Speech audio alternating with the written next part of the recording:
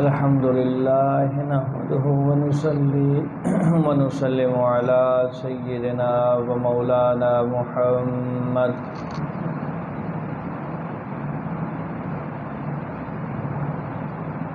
رسوله النبي الكريم الحنين الرؤوف الرحيم.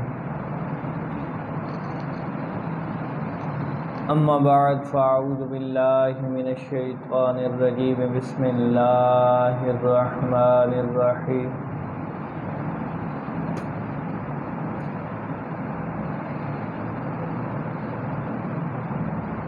إن أكرمكم عند الله أتقاكم. آمنت بالله صدق الله العظيم. قال الله تبارك وتعالى في شان حبيبه مخبرا وآمرا إن الله وملائكته يصلون على النبي يا أيها الذين آمنوا صلوا عليه وسلموا تسلیما. تمامی حضرات بآواز بلند درود پاک آواز آنی چاہیے. اللہم صلی علی سیدنا و مولانا محمد وعلا آل و اصحاب سیدنا و مولانا محمد وبارک وسلم وصلی علیہ. الصلاة والسلام علیک یا رسول اللہ وعلا آلک و اصحابک یا حبیب اللہ. الصلاة والسلام علیک یا شفیع المذنبین وعلا آلک و اصحابک یا رحمت للعالمین. بعد الحمد و ثنا نہایت ہی واجب الاحترام دوستو، بزرگ و عزیز ساتھیو، اللہ رب العزت کے فضل و احسان سے آقا کریم علیہ الصلوۃ والسلام کی نگاہ عنایت سے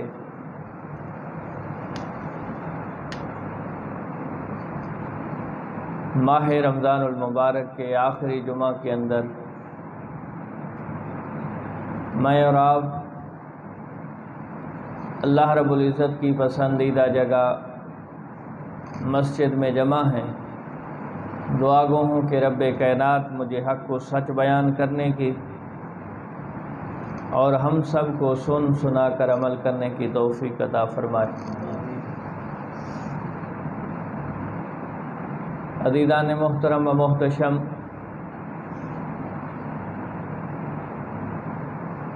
ماہ رمضان اختتام کی طرف بڑی جلدی کے ساتھ رواں دواں ہے. آج کا یہ جمعۃ الوداع آخری جمعۃ المبارک اور پھر آج یہ 27واں رمضان المبارک کا دن.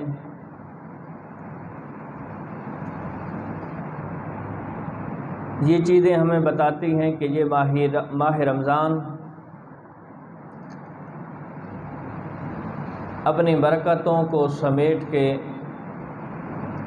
اختتام کی طرف جا رہا ہے. میں اور آپ نے آج کے دن اپنے گریبان کے اندر جھانکنا ہے،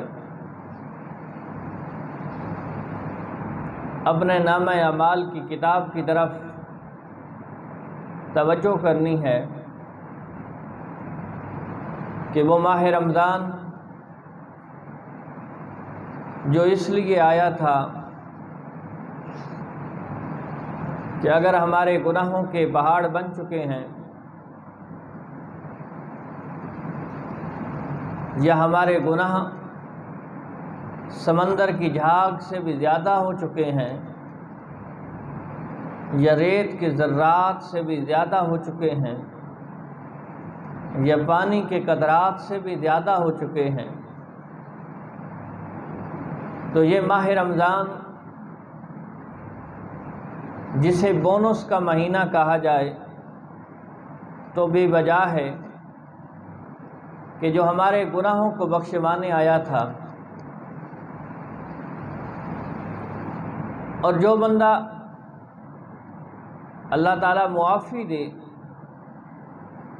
اس ماہ رمضان کے اندر اپنے آپ کو نہیں سنوار سکا،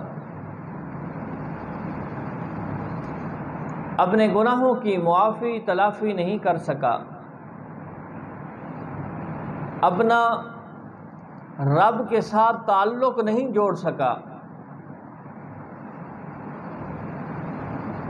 اللہ رب العزت کی بارگاہ کے اندر پیشانی کو نہیں جھکا سکا، تو اسے جھنجھوڑنے کے لیے بس اتنی ہی بات کافی ہے کہ جو اس منافع والے مہینہ، بونس والے مہینے کے اندر اپنا نفع نہیں کر سکا، وہ آگے کب اپنا نفع کرے گا؟ جو منافع والے مہینے میں اپنا نقصان اور خسارہ کرتا رہا ہے، وہ زندگی کے اندر کب اللہ کی بارگاہ کے اندر آئے گا؟ آقا کریم علیہ الصلوۃ والسلام کے حدیث پاک آپ علماء سے کئی مرتبہ سن چکے ہیں کہ ایسے بندے کی ناک خاک آلودہ ہو جائے، برباد ہو جائے، کہ جو بندہ ماہ رمضان کو پاتا ہے اور اپنے نامہ اعمال سے اپنے گناہوں کو نہیں مٹوا سکتا، اپنی بخشش کا سامان پیدا نہیں کر سکتا، کہ وہ بونس والا مہینہ کہ جس کے اندر ہر نیکی کا ریٹ بڑھ جاتا ہے۔ ریٹ کس معنی کے اندر؟ کہ کوئی نوافل پڑھے تو ثواب فرائض جتنا ملتا ہے، اور اگر کوئی فرائض پڑھے تو فرائض کا ثواب 70 گنا بڑھا کے دیا جاتا ہے، اور جس کے اندر نامہ اعمال کی سیاہ کاریوں کو دھونے کے لیے صرف اتنا ہی کافی ہو کہ جو اللہ کی رضا کی خاطر کھجور کا ایک ٹکڑا کسی مسلمان بھائی کی افطاری کرواتا ہے، اس ٹکڑے کے بدلے میں اس کے گناہ معاف ہو جاتے ہیں۔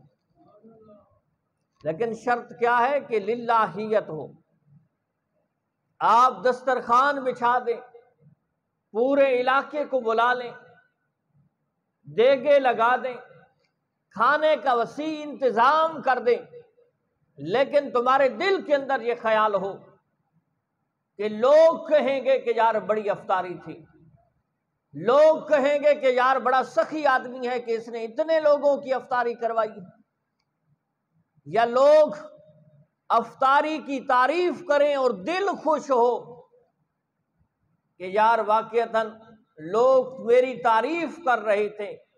یہ جو دل کی خوشی ہے یا دل کے اندر یہ ترنگ پیدا ہونا کہ لوگ میری تعریف کریں کہ میں نے اتنی بڑی افطاری کی ہے، میرے دوست اس کا کوئی فائدہ نہیں۔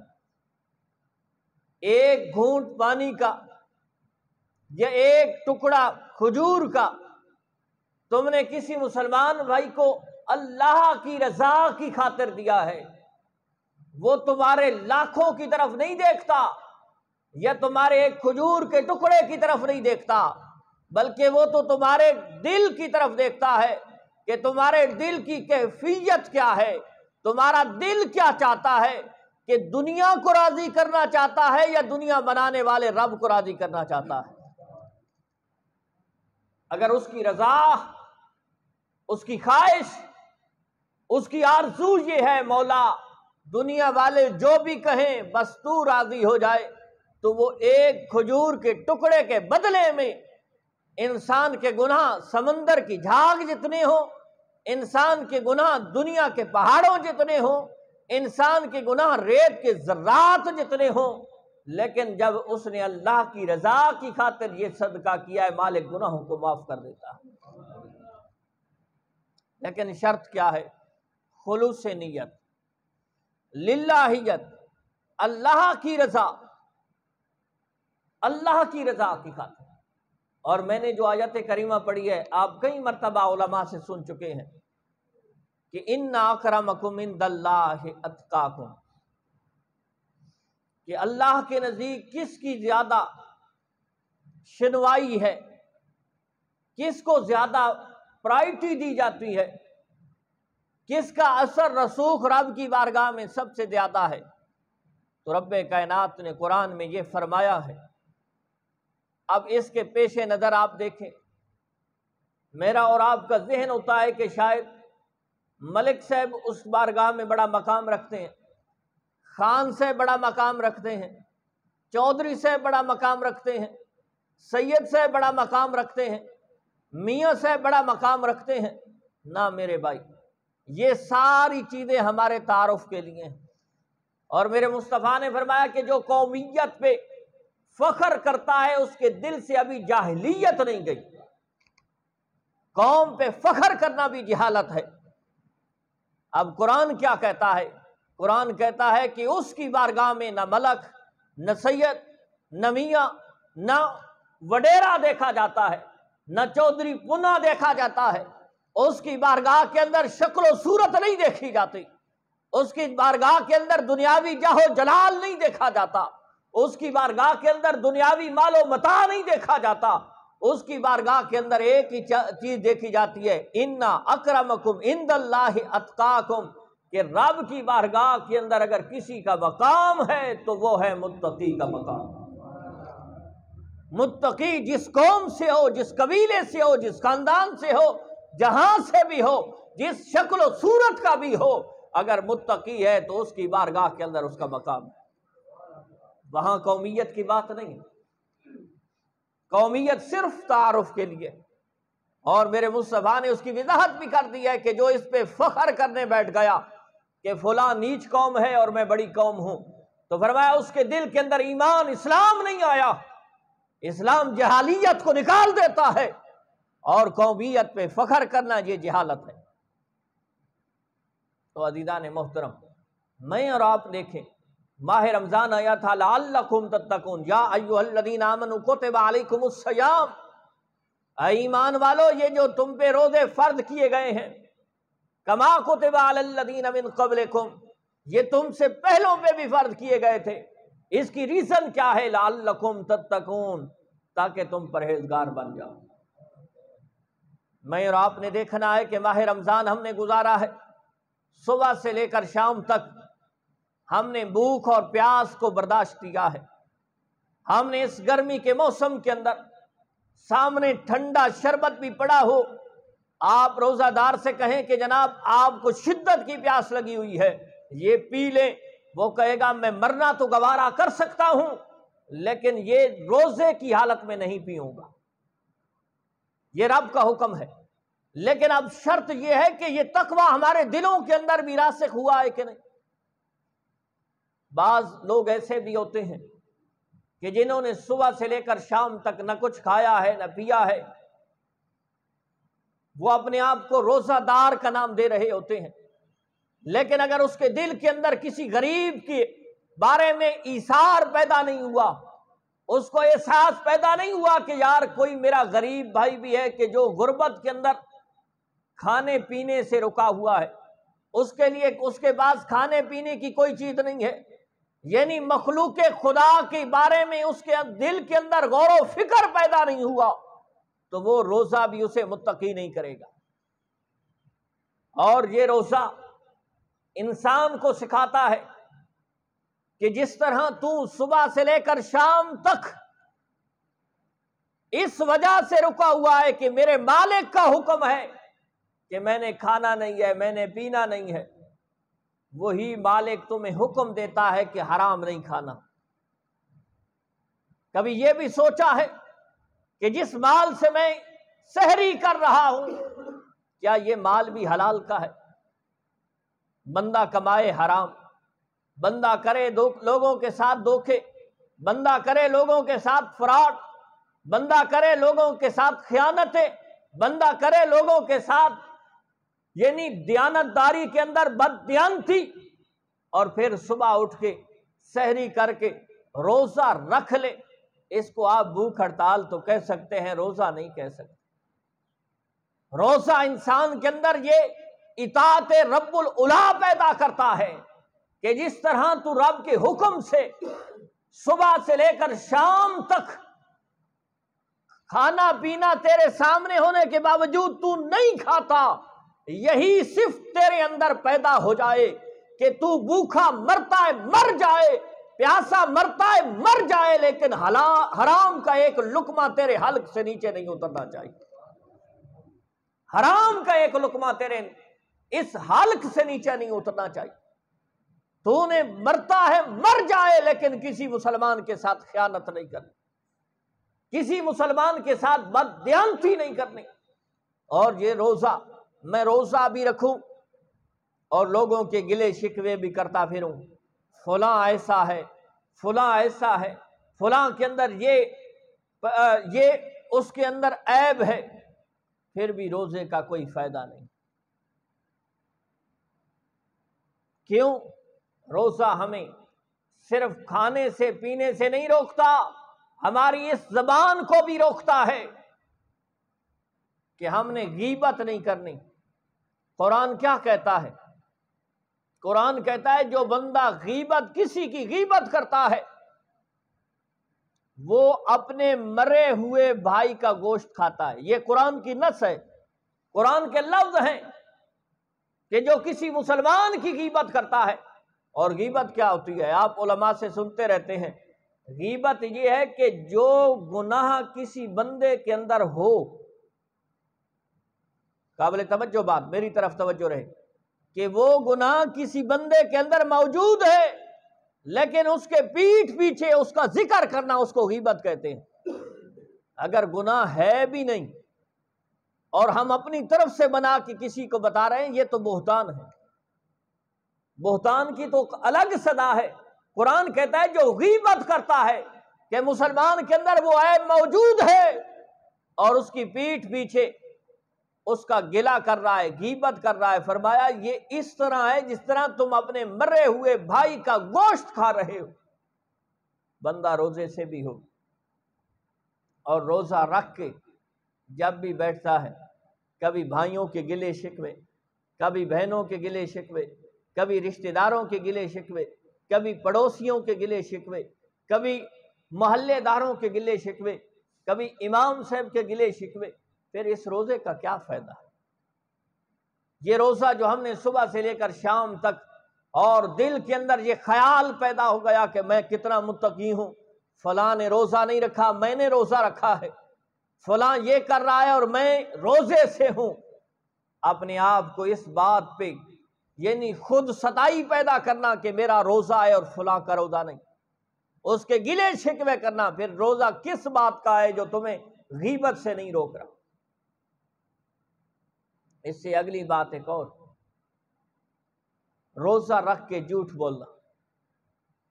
روزہ رکھا ہوا ہے، صبح سحری کر کے بڑا اترا رہا ہے کہ یار آج میں نے روزہ رکھا ہے، لیکن جس سے بھی کلام کرتا ہے اس سے جھوٹ بولتا ہے۔ میرے بھائی مجھے بتاؤ تو صحیح، آج وہ ایک جملہ ہے نا، میں کہتا ہوں الہی ہمارے احوال دیکھ، رب فرماتا ہے پہلے اپنا نامہ اعمال دیکھ، کہ ہم نامہ اعمال تو دیکھیں نا بھائی۔ ہم نے ماہ رمضان کے روزے تو رکھے، لیکن یہ روزہ اگر ہمیں جھوٹ سے نہیں روک رہا تو میرے خیال میں یہ ہمارے منہ پہ مار دیا جائے۔ جھوٹ جو ام الخبائث ہے، جھوٹ جو گناہوں کی ماں ہے، جھوٹ جو گناہوں کی بنیاد ہے، جھوٹ جو گناہ کی اصل ہے، جس سے گناہ کی ابتدا ہوتی ہے، اگر میں اور آپ روزہ رکھ کے اس جھوٹ سے نہ رک سکے تو کیا خیال ہے یہ روزہ ہمیں جنت پہنچا دے گا؟ میرے بھائی اس ممبر کی کچھ ذمہ داریاں ہیں، اور ان ذمہ داریوں میں یہ بھی ہے کہ ہم اپنے معاشرے کو سنواریں۔ یہ تو ایسا ہے کہ کسی حیوان کا آپ صبح منہ باندھ دیں اور شام کو کھولیں، وہ بھی کھانے سے رکا ہوا ہے، وہ بھی پینے سے رکا ہوا ہے، اور اگر ہماری مثال بھی اس جیسی ہو جائے، روزہ رکھا، جھوٹ بول رہے ہیں، غیبت کر رہے ہیں، حرام کھا رہے ہیں، رشوت لے رہے ہیں، دھوکہ دے رہے ہیں، فراڈ کر رہے ہیں، فریب دے رہے ہیں، لوگوں کے ساتھ ناپ تول میں کمی کر رہے ہیں، پھر یہ روزہ کس بات کا ہے؟ ہم رب کا حق ادا نہیں کر رہے تو پھر روزہ کس بات کا؟ شاید آپ یہ نہ کہیں کہ جناب میں روزے سے روک رہا ہوں. میرے بھائی روزے سے نہیں، روزے کی لوازمات کو میں پورا کرنے کی کوشش کر رہا ہوں کہ جو روزے کے لیے لوازمات ہیں، اگر ہم روزانہ جس طرح کوئی دکاندار ہے نا، وہ شام کو حساب کرتا ہے کہ میں نے کتنا آج بیچا ہے، کتنا منافع ہوا ہے اور کتنی میری سیل ہوئی ہے. یہی چیز ہم نے اپنی ذات سے پوچھنی ہے. احتساب، اپنا ذاتی احتساب کرنا، رات بستر پہ سوتے ہوئے اور تخیل میں جائیں کہ ہو سکتا ہے میری زندگی کی آخری رات ہے، پتہ نہیں مجھے اگلا سانس بھی آئے گا کہ نہیں، میں کل کا سورج دیکھ سکوں گا کہ نہیں. میرے اور آپ کے ہاتھوں نے کتنے ان قریبیوں کو دفنایا ہے جن کے بارے میں ہمارے ذہن اور سوچ کے اندر وہم و گمان تک نہیں تھا کہ یہ کل چلے جائیں گے. تو میرے بھائی رات کو احتساب کریں کہ ماہ رمضان آیا تھا، ماہ رمضان میں نے روزے رکھے ہیں، کیا میرے اعمال کے اندر کوئی درستگی آئی ہے؟ میرے اعمال کے اندر کوئی تبدیلی آئی ہے؟ میں جو جھوٹ بولتا تھا اس سے رکا ہوں، میں نے جو ناب تول کے اندر لوگوں کے ساتھ کمی کیا کرتا تھا، کیا اس کبھی حرکت سے میں یعنی میری جان چھوٹی ہے؟ اگر روزہ رکھنے کے باوجود یہ سارے اعمال پھر اسی طرح ہیں تو مجھے بتاؤ پھر اس روزے کا کیا فائدہ؟ جو اپنے من کو متقی نہیں کر سکا، چند دن اپنی بھوک ہڑتال کو آپ کیا کہہ سکتے ہیں؟ اس طرح کا روزہ تو غیر مسلم بھی رکھ رہے. کینیڈا کا ایک ڈاکٹر ہے، غیر مسلم ہے، اور وہ کہتا ہے یہ جو بھوک ہڑتال ہے نا، جسے ہم روزہ کہتے ہیں، وہ تو بھوک ہڑتال ہی کہہ رہا ہے. صبح سحری سے لے کر شام تک، افطاری تک، اگر سال کے اندر 1 مہینہ اسی طرح گزارا جائے تو کئی بیماریوں سے انسان بچ سکتا ہے. اب وہ کیا کر رہا ہے؟ وہ اپنے جسم کو بیماریوں سے بچا رہا ہے. اور ہم کیوں رکھ رہے ہیں کہ ہمارا جسم بیماریوں سے بھی بچ جائے؟ ایک ہے جسمانی بیماریاں، ایک ہے اخلاقی اور کرداری بیماریاں.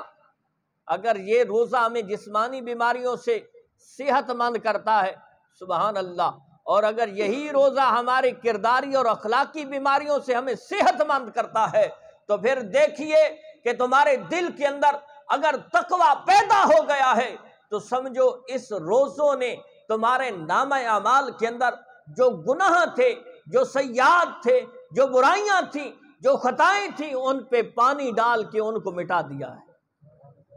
ذرا بولیے یار سبحان اللہ. تقوی کیا ہے؟ تقوی، ہم تو جو بھی اللہ کرے توفیق دے مولا، جو بھی مسجد میں آئے مولا اسے متقی کر دے. سب کہیں آمین.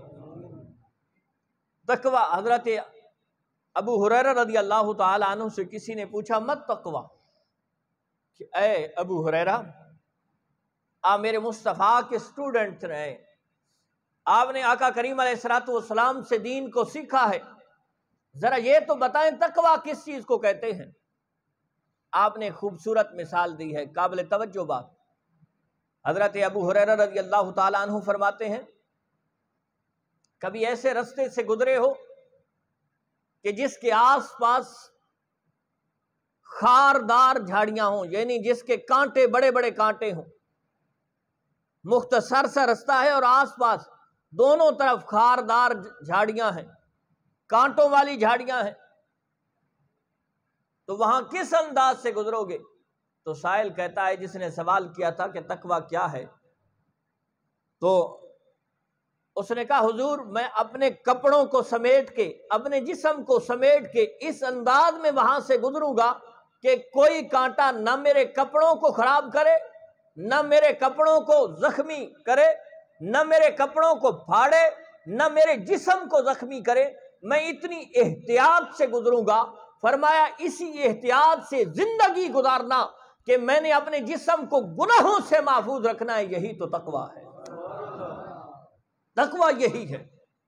کہ اپنے آپ کو اس دنیاوی معاملات کے اندر اتنا فیئر رکھنا، اتنا اپنے آپ کو سامنے اور واضح رکھنا کہ مولا پاک گناہوں سے محفوظ رکھے۔ اور ایک تقوی کی اور بھی مثال دی ہے کہ تقوی کیا ہے۔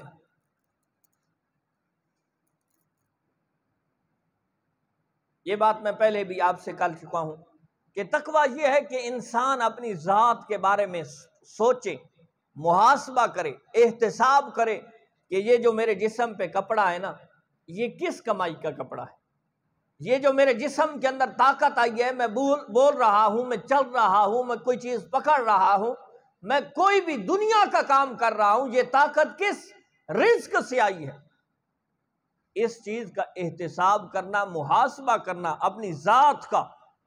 فرمایا جب بندہ اپنی ذات کا احتساب کرتا ہے اور اپنے آپ کو گناہوں سے بچاتا ہے اور اپنے آپ کو حرام رزق سے بچاتا ہے، اللہ رب العزت اس کو متقی کر دیتا ہے۔ یہ تقوی کی ایک اہم نشانی ہے۔ اور دوسری چیز یہ کہ اپنے آپ کو گناہوں سے بچا کے رکھنا۔ حضرت ابراہیم بن ادہم رحمہ اللہ بہت بڑے اللہ کے ولی گزرے ہیں، وہ ایک عجیب سی تقوی کی ڈیفینیشن، تفصیل بیان کرتے ہیں۔ وہ فرماتے ہیں تقوی کیا ہے؟ تقوی یہ ہے کہ مخلوق تمہاری زبان میں عیب نہ پائے، مخلوق تمہاری زبان میں عیب نہ پائے، فرشتے تمہارے افعال میں عیب نہ پائیں، تمہارے کاموں میں عیب نہ پائیں، اللہ تعالیٰ تمہارے دل میں کوئی عیب نہ پائے۔ یہ تقوی ہے۔ مخلوق جب بھی تم بولو اخلاق کے ساتھ۔ ہماری شومی قسمت یہ ہے کہ ہماری معاشرے سے اخلاق ختم ہو چکا ہے، اخلاق نام کی کوئی چیز نہیں رہ گئی۔ اگر آپ معاشرے کے اندر یہی اسی معاشرے کو دیکھیں کہ ہم اپنی اولادوں کے ساتھ کس انداز کے ساتھ کلام کر رہے ہیں، حالانکہ سب سے مین جو چیز ہے تقوی کی ابتدا کے اندر وہ بھی اخلاق بھی ہے۔ کوئی تمہیں گالی دے تب بھی اپنے آپ کو برداشت کر کے اس کو جواب گالی سے نہیں، محبت کے ساتھ دیں۔ میرے مصطفیٰ کریم علیہ الصلوۃ والسلام کی ساری زندگی ہمارے لیے نمونہ حیات، لیکن ہم ہیں کہ ہم اس چیز سے کوسوں دور ہو چکے ہیں۔ اخلاق، بعض بندے تو ایسے بھی ہوتے ہیں کہ جو باہر تو بڑے با اخلاق ہوتے ہیں، گھر آتے ہیں تو بد اخلاق بن جاتے ہیں، اور جب ان سے کہا جائے کہ جناب گھر کے اندر بد اخلاقی کیوں، تو وہ کہتے ہیں کہ جی اپنے روب کو، دبدبے کو برقرار رکھنا ہے۔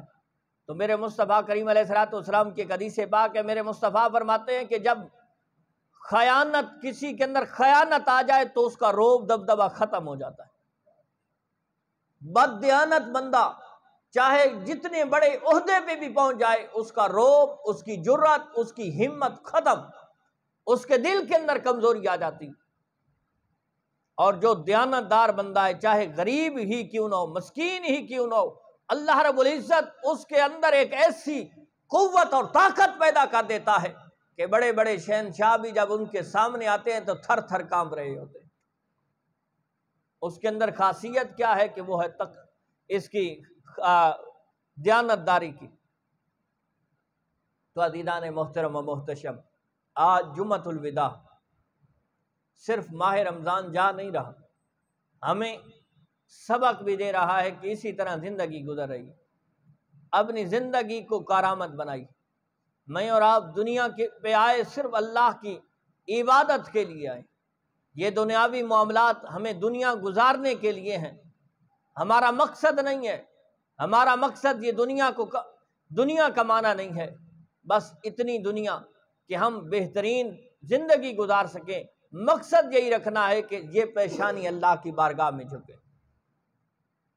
میں نے کئی دوستوں سے گزارش کی ہے کہ جو ماہ رمضان کے روزے کسی وجہ سے نہیں رکھ سکتے، تو بھائی نماز کی تو پابندی کریں، صلاۃ التراویح کے اندر تو آپ حاضر ہوں۔ یہ تو آپ سے ممکن ہو سکتا ہے نا بھائی۔ کوئی کہتا ہے جی مزدوری کی وجہ سے ممکن نہیں ہے، کوئی بیماری کی وجہ سے کہتا ہے ممکن نہیں ہے، کوئی کسی بھی وجہ سے نماز تو کسی صورت میں معاف نہیں ہے، نماز کی تو پابندی ہمارے اوپر لازم ہے۔ تو عزیزان محترم و محتشم، ایک چیز یہ ہے کہ احتساب، تقویٰ اپنے اندر دیکھنا ہے۔ اگر ماہ رمضان گزارنے کے باوجود میرے اور آپ کے اندر تقویٰ نہیں پیدا ہوا تو سمجھے ہم ان لوگوں کے اندر ہیں، اللہ تعالیٰ معافی دے، کہ جن کے بارے میں میرے مصطفیٰ نے فرمایا کہ ان کی ناک خاک آلود ہو جائے۔ دوسری چیز یہ ہے کہ جس طرح آپ کوشش کرتے ہیں اس جمعہ پہ اپنی مسجد کو آباد کرنے کی، خصوصاً ماہ رمضان کے اندر، یہ اسی طرح عام روٹین کے اندر بھی جمعے والے دن باقاعدہ جمعہ ہوتا ہے۔ شاید ہمارے دوست بھول جاتے ہیں کہ ماہ رمضان گیا، نمازیں گئیں، روزے گئے، تو یہ جمعہ بھی ساتھ لے گئے۔ نہ میرے بھائی، جمعہ اسی طرح ہفتے کے بعد جمعے والے دن باقاعدہ جمعہ ہو، نماز کی پابندی کریں۔ دوسرا، کوشش کریں کہ اپنی مسجد کو آباد کرنے میں اپنا آپ سے ممکن جو تعاون ہو سکتا ہے، ہم ہر بار آپ سے یہ اپیل اس لیے کرتے ہیں کہ یہ فائدہ میرا اور آپ دونوں کا ہے۔ یہ مسجد آباد ہے، آپ دیکھ رہے ہیں ہمارے محلے کا کتنا فائدہ ہو رہا ہے۔ اس دور کے اندر دینی اعتبار سے کام کرنا بڑا ہی مشکل ہے۔ آپ کا صرف اتنا تعاون ہے، محبت کریں اور جو ممکن ہو سکے۔ ہمارا بہت بڑا انتظامیہ کا یہ ایشو بن رہا ہے کہ ہمارے امام صاحب کی تنخواہ جو 15,000 ہے نا، وہ بھی پوری نہیں ہوتی، بلکہ میرے خیال میں اس کا آدھا بھی ہمارے محلے سے اس کی جو ہے نا تعاون پورا نہیں ہوتا۔ بار بار مجھے تو شرم آتی ہے کہ میں یہ بات ممبر پہ بیٹھ کے آپ سے گزارش کروں۔ صرف اتنی گزارش ہوتی ہے کہ یار، میں نے ایک مثال پہلے کچھ عرصہ دی تھی کہ جس طرح ہم اپنے بچوں کو پال رہے تھے، روزانہ 10 روپے دیتے ہیں، تو میں نے آپ کو سے کہا تھا کہ آپ یہ سمجھیں کہ آپ ایک یتیم بچے کو پال رہے ہیں اور جسے روزانہ 5 روپے دیتے ہیں، تو یہ بھی پورے مہینے کا 150 بنتا ہے۔ آپ اگر 150 بھی مسجد کے اندر جمع کرا دیں گے تو مسجد کے معاملات اور چلتے جائیں۔ ہمارا تو دل تھا کہ مسجد کی توسیع کریں، اور یاد رہے مسجد کے اندر اے سی لگا ہوا ہو، مسجد کی ہر سہولت موجود ہو، اور اگر امام نہیں ہے تو پھر مسجد ناکام ہے۔ مسجد کی کامیابی امام کے ساتھ ہوتی ہے۔ آپ دیکھ رہے ہیں ہمارے پاس کافی ساری سہولتیں نہیں ہیں، جگہ کی کمی ہے، سہولتوں کی کمی ہے، اس کے باوجود میں ممبر رسول پہ بیٹھ کے رب کے فضل سے یہ کہہ رہا ہوں کہ ہمارے شہر کے سب مولوی کہتے ہیں کہ رب کے فضل سے ہماری مسجد سب سے زیادہ کامیاب جا رہی ہے۔ یہ میرے مالک کا کرم ہے۔ آپ کی اس مسجد کے اندر پورے شہر سے زیادہ میلاد پاک کے پروگرام ہوتے ہیں۔ آپ کی اس مسجد کے اندر رب کے فضل سے بہترین بچوں کی پڑھائی کا انتظام ہو رہا ہے۔ آپ کی اس مسجد کے اندر رب کے فضل سے باقی مساجد کی نسبت زیادہ درس قرآن ہوتے ہیں۔ آپ کی مسجد کے اندر یعنی باقی مساجد کا آپ اگر کمپیریٹیو کرتے ہیں، موازنہ کرتے ہیں، تو بے شک وہ بڑی بھی ہیں، قدیمی بھی ہیں، اور ان کے ساتھ اندر آنے والے نمازیوں کی تعداد بھی زیادہ ہے، لیکن کامیابی کے حوالے سے رب تعالیٰ کے فضل و احسان سے ہم سر فہرست جا رہے ہیں۔ تو اس میں صرف میرا کمال نہیں ہے، یا قبلہ قاری صاحب کا کمال نہیں ہے، اس کمال کے پیچھے آپ لوگوں کا ہاتھ ہے۔ اور یہ ہاتھ، میں یہ نہیں کہتا کہ اس دنیا پہ بھی جب لوگ یہ کہتے ہیں کہ جی بہت بہترین چل رہا ہے، تو اس میں سارا کریڈٹ آپ لوگوں کو جاتا ہے۔ اور انشاءاللہ العزیز کل بروز حشر جب رب کائنات آپ کو اجر و ثواب دے گا تو وہ تو مالک ہے نا۔ اس دن تو جس کو اگر نامہ اعمال ہی دائیں ہاتھ میں مل جائے تو سمجھے اس کی زندگی ہی کامیاب ہوگی۔ عزیزان محترم، اس چیز کو بھی سر فہرست رکھنا ہے۔ آپ تعاون کر رہے ہیں، میں دعا گو ہوں، مجھے پتا ہے، میں خود اسی معاشرے کا حصہ ہوں، مجھے پتا ہے کہ کتنی مشکل حالات ہیں، لیکن اس مشکل حالات میں جس طرح ہم اپنے گھر چلا رہے ہیں، جس طرح ہم اپنے معاملات چلا رہے ہیں، جس طرح ہم اپنی خوشی غمی کو چلا رہے ہیں، اسی طرح ہم نے ایک پرائرٹی دینی ہے کہ اپنی مسجد کو بھی چلانا ہے۔ مسجد کے معاملات کے اندر بڑھ چڑھ کے حصہ لینا ہے، اور یہ ایک صدقہ جاریہ ہے۔ یہ نہ سمجھے کہ میں ایک خطیب ہونے کے ناطے آپ کو بڑھا چڑھا کے، جی حقیقتاً صدقہ جاریہ ہے۔ یہاں جتنے کوئی پڑھ رہے ہیں یا پڑھ کے چلے گئے ہیں، رب کے فضل سے اب تو ہمارے پاس بچے حفظ بھی کر رہے ہیں۔ یہ اگر قاری سے موجود ہیں اور کوئی پڑھ جاتا ہے تو آپ کے تعاون کا ثواب جب بچے پڑھتے رہیں گے یا پڑھ کے اس پہ عمل کرتے رہیں گے آپ کو ثواب ملتا رہے گا۔ عزیزان محترم و محتشم، کوشش کریں اپنے اس مسجد کو آباد کرنے کی، کوشش کریں انتظامیہ کے دست و بازو بننے کی، کوشش کریں معاملات کو حل کرنے کی، اور جس چیز کو آپ نامناسب سمجھتے ہیں آپ میرے ساتھ ملاقات کریں، انتظامیہ کو ملے، جو واقعتاً کسی کا کوئی مسئلہ ہے میں کوشش کروں گا حل کرنے کی۔ ہماری کوشش ہے کہ ہر ایک کو ساتھ لے کر چلا جائے۔ باقی انسان ہونے کے ناطے معصوم عن الخطا صرف انبیاء ہیں، معصوم عن الخطا صرف انبیاء ہیں، نبی ہیں، ان کے علاوہ خطاؤں سے معصوم کوئی انسان نہیں ہے۔ انبیاء ایک ایسی ذات اور شخصیات ہے کہ جن کو رب کائنات نے خطاؤں سے معصوم پیدا کیا، ان کے علاوہ جتنے بھی انسان ہیں ان سے خطا ہو سکتی ہے، ٹھیک ہے۔ اگر کسی انسان کے اندر 100 خوبیاں ہیں اور ایک خامی ہے تو میرے بھائی پہلے خوبیاں بھی دیکھیں اور پھر خامیوں کو دیکھیں۔ ہمارا بہت بڑا المیہ یہ ہے کہ ہم 100 خوبیوں کو بھول جاتے ہیں، خامی کو سر فہرست رکھتے ہیں۔